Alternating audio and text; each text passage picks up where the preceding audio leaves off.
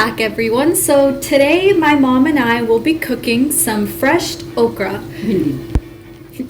So you can either get the frozen store packaged one, or you can get fresh okra itself, the one that we'll be using. Looks like this, washed, and we will cut like. And now this is how to cut it. You want the two opposite ends of it off, and then just cut it like that. We have okra. So today's ingredients, we have okra, and then we have onions. You want the same amount of onions as you have okra, relatively cut onions, just for the flavor and the taste. Then we have some red chili powder, some turmeric, some salt, and some people prefer to use tomatoes in their okra, but we're gonna use dried plums because the tomatoes kind of make it a little watery, and the flavor that comes from dried plums just tastes much better. Yes, we're going to cook it. So here we have our pan, and we're gonna start heating it up with high or medium-high heat. We are going to start with putting around a quarter of oil. Cooking oil, we use canola oil. You can use whatever you prefer, and we're just gonna let it heat for a bit. Now we are going to put in our okra.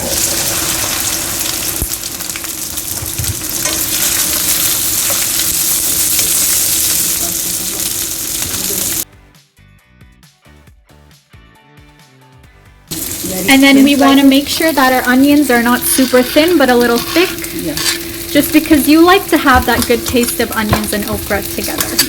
And you put the onions in later because you do not want it to be all squishy and smushy. It just does not taste good.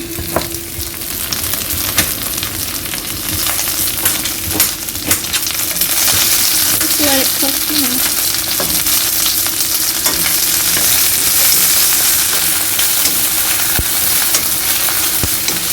There is no cooking, right? Then we will be adding our onions.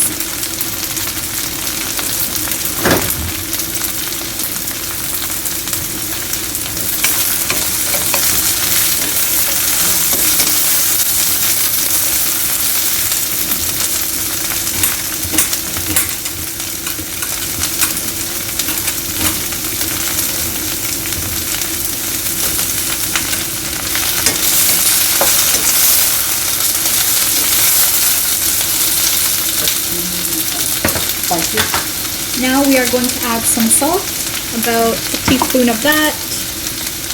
It depends on every person how hot you like, but it's not very hot. This is about a teaspoon of turmeric. And then some red chili powder, which you can add to your taste depending on how spicy, how flavor, and how hot you want it. It's up to you.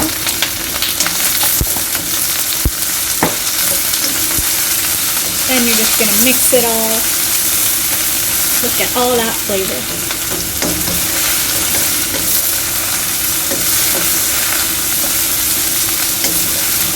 And we're going to add some dried plums.